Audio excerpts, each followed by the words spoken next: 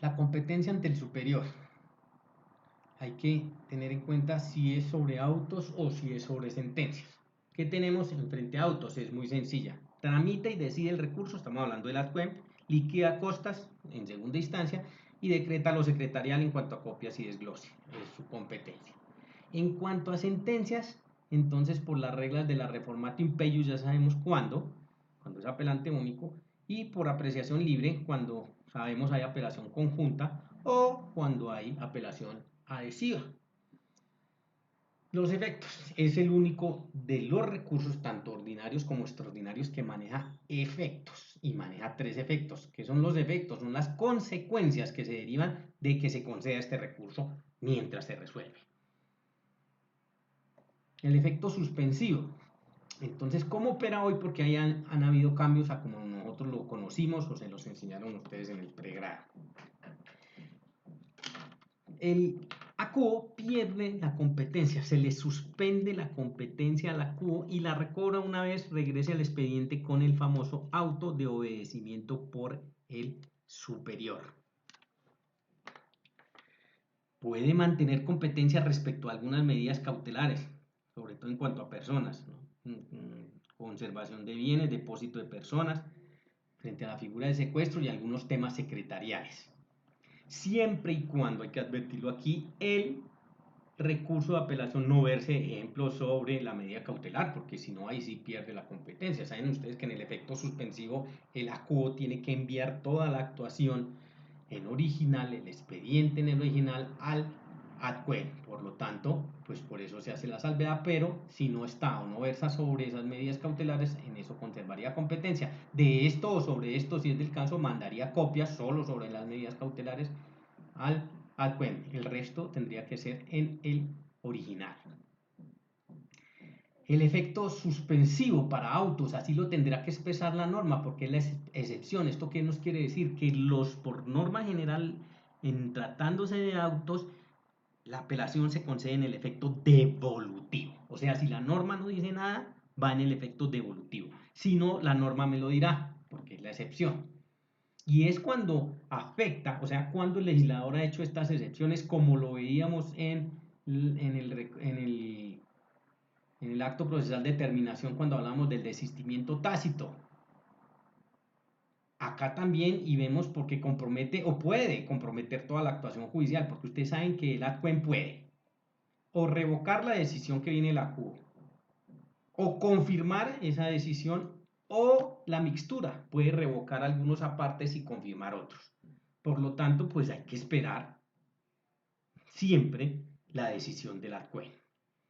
Entonces, el legislador ha encontrado que en unos asuntos, si él llega a revocar la decisión del ACUO, pues da el traste con la actuación. Por eso esos autos los ha dejado susceptibles de apelación, pero en el efecto suspensivo. Ya damos un ejemplo. Otro ejemplo, el del artículo 438, sobre los recursos que caben contra el mandamiento ejecutivo.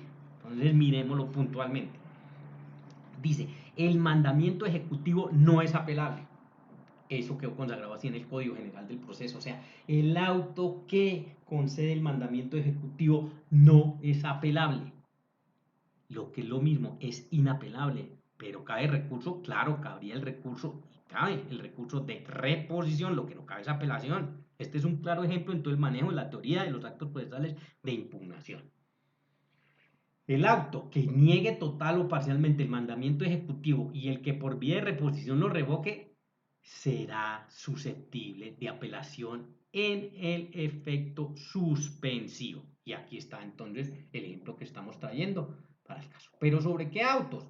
Sobre el auto que niegue total o parcialmente el mandamiento ejecutivo o el que por vía de reposición lo revoque. Claro, porque si se profiere el auto y la parte contra la cual no lo beneficia, interpone el recurso de reposición y prospera el recurso de reposición, pues ¿qué está haciendo el juez? Lo revoca. Esto porque en principio lo concedió, pero como cabe reposición, la contraparte interpone reposición y logra revocarlo, entonces ahí le asiste el derecho al accionante para que interponga apelación, pero esta apelación irá en el efecto suspensivo.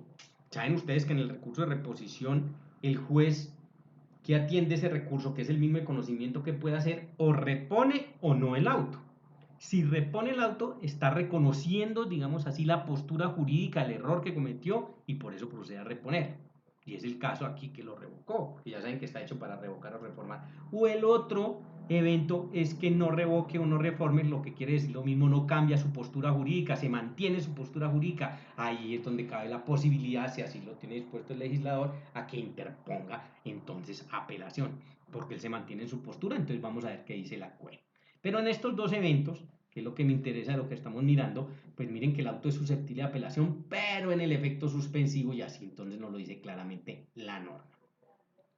Ya en otro evento nos dice que todos los recursos de reposición contra el mandamiento ejecutivo, todos, siendo plurales las partes, se tramitarán y resolverán conjuntamente cuando haya sido notificado a todos los ejecutados. Claro, porque con la notificación es que surge la posibilidad del ejercicio del derecho a la defensa, sino que para equilibrar la actuación judicial, pues dice, una vez notificados todos los ejecutados, se tramitan y se resuelven todos conjuntamente. El efecto suspensivo para sentencias en 4 casos taxativos. Entonces ya lo vimos en materia de autos, este efecto suspensivo. Ahora lo vamos a ver en materia de sentencias, que también hubo cambios, porque antes se decía que la regla general era que en materia de sentencias, cuando se concedía el recurso de apelación, iban todas en el efecto suspensivo. Pues ahora no, es uno de los cambios grandes. Ahora dice, van en el efecto devolutivo, efecto estos 4 grupos. Por eso les digo que son taxativos. Sobre estos 4 grupos, entonces sí van en el efecto suspensivo. De resto, todas las otras van siendo sentencias en el efecto devolutivo. ¿Cuáles son los 4 casos taxativos que van las sentencias en el efecto suspensivo? Todas las que versan sobre el estado civil de las personas, aquellas que hayan sido recurridas por las dos partes, estamos hablando, ya lo saben ustedes, de la apelación conjunta, las que nieguen en la totalidad las pretensiones, o sea, aquellas sentencias desestimatorias de las pretensiones en su totalidad, y las simplemente declarativas, cuando la pretensión está destinada solo a una declaración, esas también se consideran, si se promueve el recurso de apelación, en el efecto suspensivo. De lo contrario, lo decíamos, todas las demás van en el efecto devolutivo. Y aquí, entonces, el Código General del Proceso dispuso de otra excepción que ha dado lugar para discusión. Dice, estas que van en el efecto devolutivo, o sea, distintos a esos 4 grupos que acabamos de ver que son las taxativas, no se puede entregar el dinero ni los bienes hasta que la CUEP no resuelva, excepto para los asuntos de alimentos, en el cual sí se puede entregar el dinero y los bienes, pero solo en alimentos. De tal manera que dice que el ACUEM tiene que resolver para que el ACUO determine lo que tenga que ver con la entrega de dinero y de bienes. A mí me parece que la norma está bien concedida. ¿Por qué? Porque la experiencia nos ha dicho y nos ha dictado que cuando el asunto va a segunda instancia y el ACUEM revoca o reforma la decisión del ACUO, cuando eso vuelve para que se cumpla por el ACUO, muchas veces ya ni está el dinero ni están los bienes, entonces no se puede retrotraer y quedarían de manera ilusoria los intereses ahí para defenderse. Entonces a mí me parece sano lo que hizo el Código General del Proceso en decir quieto, excepto en materia de alimentos, usted, señor juez, en materia de dinero y bienes, usted no los puede entregar. Usted tiene que esperar que la CUEM resuelva y cuando él resuelva, pues dispone lo que haya lugar al dinero y a los bienes. Aquí hay posturas y hay una postura del doctor Ramiro Bejarano que se opone radicalmente a esto y dice que eso es desfigurar el efecto devolutivo, porque ustedes saben que la condición o la característica del efecto devolutivo es que no interrumpe la actuación y la actuación puede seguir. Digamos que en ese aspecto jurídico, pues él tiene razón, pero yo les hablo desde el efecto pragmático en el cual son muchos los eventos en los cuales pues el tema de esa entrega de dinero y de bienes, ya les digo, cuando revoca o reforma la decisión, porque si la CUE la confirma no hay ningún problema, pues le está dando toda la razón en la CUE y ahí no habría ningún inconveniente. El inconveniente se puede y generalmente se da es cuando se revoca o reforma la decisión. Me parece que es sano que esperemos hasta que la CUE resuelva y una vez él ya haya proferido el auto que resuelve, pues ya sabe la CUO qué hacer respecto al dinero y los bienes. El doctor Ramiro de Janano, claro, dice que en este interregno, obviamente todo el régimen de la segunda instancia, que ustedes saben que requiere de tiempo, pues se podrían conculcar derechos que puede tener la parte, y eso es cierto, pero me parece que ahí se puede establecer todo por vía de perjuicios para lograrlo. Saben ustedes que toca remitir el original del expediente a la CUEM, ya vimos en qué condiciones y cuándo habría que enviar copias. Y está esterilizado o precisó mejor el Código General del Proceso, que también me parece acertado y sano, que si el objeto es pedir más de lo concedido, se puede pedir el cumplimiento de lo reconocido en la providencia judicial recurrida. ¿Por qué? Porque miren que la inconformidad está en lo que se está pidiendo de más. Entonces vamos a dar un ejemplo cuántico para entenderlo de una forma sencilla. Yo pido 80 millones de pesos y resulta que el juez me concede en la sentencia 60 millones de pesos. Yo tengo una inconformidad, sí. ¿Sobre cuánto? Sobre 20 millones de pesos, porque yo pedí 80 y solo me está concediendo 60.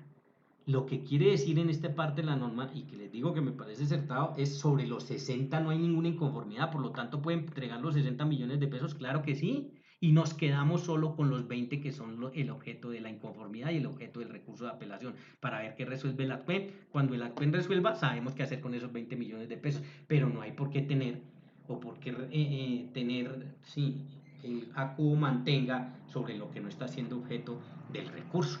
Y no solo en cuanto a dinero, ¿no? Puede ser también en cuanto a bienes cuando sean varios. Por ejemplo, si son 3 bienes, A, B y C, y el reparo está sobre el bien A, pues sin ningún inconveniente puede ordenarse la entrega de los bienes B y C, porque esos no son objeto del recurso. Nos quedaremos pendientes de qué pasa con A. Y el efecto, bueno, el efecto devolutivo, lo decíamos, saben ustedes, no suspende el cumplimiento de la providencia judicial apenada ni el curso del proceso. En este se necesitan copias, porque la actuación, pues obviamente queda, como no suspende el cumplimiento, pues queda ante la CUO. Enviamos copias a la CUE. Las copias presentan dos inconvenientes, o pueden presentar dos inconvenientes. Uno, el de que estas reproducciones, porque ustedes saben que las copias hoy ya no van en físico, sino en medios magnéticos. Uno, pues que las expensas, y eso no lo ha podido solucionar el Estado colombiano, siguen siendo carga de la parte recurrente, con una consecuencia jurídica que se ha discutido mucho y con la cual yo todavía sigo inconforme, y es que la consecuencia nada más ni nada menos es que si usted no paga las expensas le declaran desierto el recurso. Me parece supremamente desproporcionada la situación por el simple hecho de no pagar unas copias. Y lo segundo es que tienen que tener mucho cuidado, porque estas copias o estas grabaciones puede que cuando se vayan ante el ADCUEM encuentre que no son suficientes o que no son claras o no son audibles, por lo tanto él devolverá la actuación a la CUO y sigue la carga para usted de tener que sufragar esas expensas. Entonces a veces se confían y dicen listo, el recurso de apelación, eso se está demorando 6 meses, no vuelven al juzgado y resulta que la CUE ha devuelto y ha dicho necesito más copias o esta no es audible, por lo tanto reproduzcala nuevamente. Y sería su carga sufragar esos gastos. La apelación de los autos se otorga en el efecto devolutivo a menos que exista disposición en contrario, ya lo saben. La regla general para los autos es eso, a no ser que el legislador me diga que van en el suspensivo, y ya sabemos el tratamiento. Y el tercero es el efecto diferido, que es que se suspende el cumplimiento de la providencia judicial apelada, pero se sigue adelantando el proceso respecto de las otras. Es una mixtura. También el legislador precisa cuándo van en el efecto diferido, y en ese sentido hay que entender qué es lo que suspende y qué es lo que sigue. El artículo 493 en su segundo inciso dice aceptación por los acreedores del asignatario en los procesos de sucesión. El juez concederá la autorización si se acompaña título que pruebe el crédito, aunque esté sujeto a plazo o condición pendiente. El auto que niega la solicitud durante el curso del proceso es apelable en el efecto diferido. Entonces ese auto que niega en el efecto diferido, porque se interrumpe solo para el tema del plazo o la condición, de resto toda la otra actuación procesal sigue. Y el auto que concede esa solicitud es también susceptible de apelación, pero es así ya en el efecto devolutivo. Entonces el que nos interesa aquí es que nos está diciendo, el que lo niega es en el diferido y ya les digo, toca establecer qué es lo que suspende, que sería lo apelado, y sobre lo demás sigue la actuación. Entonces ya frente a la procedencia, contra sentencias, procedencia del recurso de apelación, contra sentencias de primera instancia, excepto decisiones en equidad. Entonces aquí precisemos. Sentencias de primera instancia, claro, su nombre nos está diciendo, se tiene la posibilidad, porque es una posibilidad de la segunda instancia, y es que no estoy de acuerdo con la de primera instancia y por lo tanto me procede el recurso de apelación. Aquí se exceptúan entonces unas sentencias, así como tenemos y vimos que hay exceptuados algunos autos, aún siendo interlocutorios, también hay unas sentencias. ¿Cuáles? Las de única instancia, en donde nos dice, y su nombre nos lleva derechito a la actuación, al procedimiento única instancia, pues no son susceptibles del recurso de apelación. ¿Qué habría que pensar? Porque alguien me podría preguntar, bueno, pero es que existe inconformidad y el juez también se puede equivocar cuando es un proceso de única instancia y yo no estoy de acuerdo con una sentencia. Bueno, entonces aquí y precisamos y aterrizamos toda la teoría de los actos procesales de impugnación. ¿Es irrecurrible? ¿Las sentencias de única instancia son irrecurribles en Colombia? No. Lo que son inapelables. Pero usted tiene que verificar y lo primero que tiene que hacer es mirar si cabe el recurso de revisión, porque contra las sentencias de única instancia sí puede proceder, si se dan las condiciones, el recurso extraordinario de revisión. Por eso estamos diciendo no es irrecurrible, es inapelable. Y aquí también incorpora y mete como excepción las decisiones en equidad no son susceptibles del recurso de apelación. Decisiones en equidad en Colombia, ¿quién puede proferir? Lo saben ustedes, los jueces de paz. Entonces sus sentencias son inapelables. Pero hay que tener cuidado, porque en Colombia sí está permitido para los jueces civiles que fallen en equidad cuando las partes de común acuerdo se lo soliciten al juez. Es utópico y casi nunca se da, porque si está representado por abogados, pues nosotros los abogados nos movemos es en el medio y en la fuente de la ley, por eso no acudimos a la equidad. Pero está consagrado y en tal caso que las dos partes de consumo le pidan al juez que vaya en equidad, pues ese fallo sería inapelable.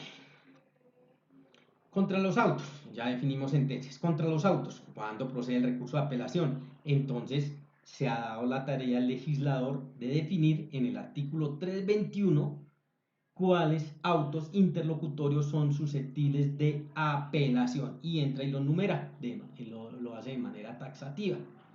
Entonces dispone, vamos a dar solo unos ejemplos. Numeral tercero, el auto que niegue el decreto de la práctica de pruebas. Ese auto es susceptible de apelación. Entonces ahí es donde les digo, esa norma, pues es el diario que hacer de nosotros los abogados, la tenemos que tener siempre referida, pero ahí tenemos el instrumento, entonces cuando yo tenga duda, por ejemplo en materia de pruebas, pues ya sé, voy y miro el numeral tercero y me dice, el auto que me negó el decreto, me inadmitió esa prueba, es susceptible ¿de qué? De reposición y en subsidio a apelación, con base en el numeral tercero del 321. Entonces eso hago, interpongo recurso de reposición como principal para tratar de hacer caer en cuenta que yo cumplí con en la solicitud con todo el régimen de las características de las pruebas en cuanto a su régimen intrínseco y extrínseco y por lo tanto debe concedérmela. Si el juez no repone, pues yo le pedí en subsidio a apelación, se iría ante el juez de segunda instancia para que determine si están bien negadas o por el contrario debe proceder a que las practique. El numeral séptimo, el que por cualquier causa le ponga fin al proceso. Ahí veíamos, y ese es el caso de el auto que decreta el desistimiento tácito. Auto que le pone fin al proceso de manera extraordinaria, ya lo vimos. El décimo, el de los demás expresamente señalados en este código, como puede ser el artículo 317 en el literal que dice, ese literal es que la providencia que decrete el desistimiento tácito se notificará por estado y será susceptible del recurso de apelación en el efecto suspensivo, ya lo manejamos. ¿Por qué en el suspensivo? Porque en dado caso que la juez revoque o reforme da el traste con la actuación. Entonces por eso no lo deja en el devolutivo, lo deja en el suspensivo. ¿Cuál? El que decreta el desistimiento tácito, porque el auto que niega el desistimiento tácito también es apelable, pero en el efecto devolutivo, o sea, sigue el régimen general. La concesión del recurso. Entonces, frente a la concesión de recurso, lo primero que habría que preguntarse es, o tener claro, que el juez que dicta la providencia judicial, o sea, la Q, es el competente para concederlo o negarlo. Solo está ahí, no para resolverlo. Es donde a veces hay confusión. Entonces, tener en cuenta, el juez que dicta la providencia judicial, o sea, la Q, es el competente para concederlo o negarlo. Y entonces ahí tenemos que manejar las dos circunstancias. ¿Qué pasa si lo concede? Pues si lo concede, está atendiendo mi solicitud y se va para la SCUEM para que me lo resuelva. Ahí yo estoy satisfecho con la actuación porque eso es lo que estoy pidiendo. El otro evento sería que me lo niegue. Y entonces ahí también tienen ustedes que conocer, saber y saber responder qué hago si el juez me niega un recurso de apelación que yo le estoy pidiendo. Y ahí, lo veremos en la otra sesión, pues es el evento en donde cabría y cae el recurso de hecho o queja. Entonces, primer evento para que lo tengan desde ya en cuenta. ¿Cuándo procede el recurso de hecho o de queja? En dos casos. Aquí está el primero. Cuando me niega la posibilidad de la apelación. Y el segundo, y una vez para que lo tengan ahí referido, es cuando me niega casación. Pues estamos viendo y estamos en los recursos ordinarios, pues estamos hablando en apelación. Entonces ya sé qué hago cuando me lo concede, o ya sé qué tengo que hacer jurídicamente cuando me lo concede, y ya sé qué tengo que hacer jurídicamente cuando me lo niega. Entonces, para la concesión del recurso, claro, si es en audiencia o en diligencia, ya saben ustedes, es inmediatamente después de pronunciada dentro del término de la ejecutoria. O por escrito, pues lo sabíamos 3 días siguientes a su notificación dentro del término de la ejecutoria. Y es el tratamiento. El envío de esa actuación ante el superior está consagrada en el artículo 324 y me dice, si se necesitan copias o la reproducción, entonces aquí el tema de la carga para la prueba que yo hablábamos, cómo se maneja procesal o procedimentalmente, dice, debe pagarlas el recurrente dentro de los 5 días siguientes a la ejecutoria. Si no lo hace dentro de los 5 días siguientes a la ejecutoria, entonces ya saben ustedes cuál es la consecuencia, le declaran desierto el recurso. Entonces, primera responsabilidad que se consagra aquí en el manejo de copias o reproducción es la carga que tiene el recurrente. Bueno, esas expensas. Y la segunda es una carga para el secretario, que le dice, el secretario las expedirá dentro de los 3 días siguientes y las debe enviar dentro de los otros 5 días. Para el secretario, porque esta carga ya es del secretario, su incumplimiento se tendrá como falta gravísima. Esto se incorporó en la normatividad porque antes en el Código de Procedimiento Civil no estaba consagrada esta norma y resulta que a veces quedaban por unos tiempos muy largos, bastante significativos, la actuación en secretaría, porque el secretario, perdón, alegaba que tenía mucho trabajo, tenía muchas cosas pendientes, por lo tanto, pues iban quedando represadas estas actuaciones. Y a veces, después de haber cumplido todo en secretaría, pasaban 4 o 6 meses y aún no se había ido el expediente o las copias, en este caso, reproducción para el juez. Acue. Ahora no. Ahora el secretario se colocó en cintura porque se le dijo 3 días siguientes y no solo ahí expide las copias o la reproducción que ya le pagó y le solicitó el recurrente, sino además dentro de los 5 días siguientes las envía. Sobre esto, pues tener cuidado con dos cosas. Uno, el recibo de que pagaron efectivamente las expensas, porque casos se han visto en el cual el secretario dice yo no recibí nada, no hay ninguna prueba y puede dar al traste con la actuación. Entonces, pues tengan el cuidado de tener la prueba. Así sea un folio, sean dos o los que sean. Y el ACUEM puede solicitar, les decía, más copias o reproducciones, que ya les dije, les advertí del caso, el ACUEM analiza y puede decir, necesito más copias, o esta no las entiendo, esta no las, en fin, o la reproducción es lo mismo. Y vuelve a la CUO y ahí vuelve a hacer carga de la parte para que las pague y se pueda dar cumplimiento. Si no, pues lo declara desierto. El 325 entonces nos ubica ya ante la ACUEM y nos dice, lo primero que usted tiene que hacer ACUEM cuando le llega un recurso de apelación es un examen preliminar. que debe tener en cuenta en ese examen preliminar. Entonces, primero, que la providencia judicial esté suscrita por el acuo. Si se omite y decide, entonces se sanea. Esto es un punto que también sufrió modificaciones con el Código General del Proceso y ahora también dejó de lado, y me parece acertado, el tema de la forma y tiene en cuenta el fondo. Y es que así no esté suscrita por el acuo por la razón de que sea que produjo esa providencia y se le olvidó firmarla. Si es el mismo acuo, pues la atiende y se sanea esa irregularidad. En el examen preliminar también verifica los requisitos del recurso de apelación. Claro, aquí va toda la teoría de los actos procesales de impugnación y puntualmente el que estamos hablando de apelación. Primero, ¿qué providencia judicial es? Segundo, siendo esa providencia judicial es susceptible de apelación o no. Y ahí tiene que establecer todos los requisitos, porque si él llega a percatarse que no, pues efectivamente no atiende el recurso de apelación. Vamos a hablar de una defecio, que es poco común, pero puede pasar. Lo concedió el acuo y resulta que no es susceptible de apelación, era susceptible solo de reposición. Pues el acuo simplemente le va a referir el argumento que está establecido en la norma y le va a decir que no va a haber lugar a atender la apelación. El tercero es un evento en el cual, ¿qué pasa si el acuo no se pronuncia sobre demanda de reconvención o proceso acumulado? Y ya tiene la solución y está establecida en el mismo código. Dice, en ese caso, el acuo tendrá que devolverle la actuación al acuo para que se pronuncie sobre eso que se dejó de pronunciar. Que puede ser la demanda de reconvención o proceso acumulado. Muy raro, ¿cierto? Que pase, pero puede suceder. Obviamente, porque si el acuo lo atiende, estaríamos frente a una nulidad que sería que se pretermitió la instancia, porque ahí se estaría saltando todo el tema de la demanda de reconvención o si hay lugar a los procesos acumulados. Hay que esperar que el acuo se refiera y ya, si él se refiere y eso es lo que es objeto de la inconformidad del recurrente, pues así lo argumentará en sus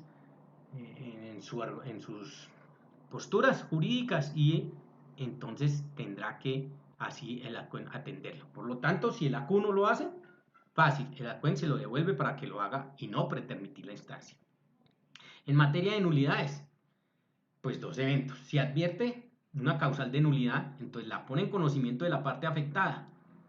¿Cuáles? ¿Todas? No, porque las de carácter absoluta saben ustedes que no hay lugar y la nulidad absoluta da al traste con toda la actuación.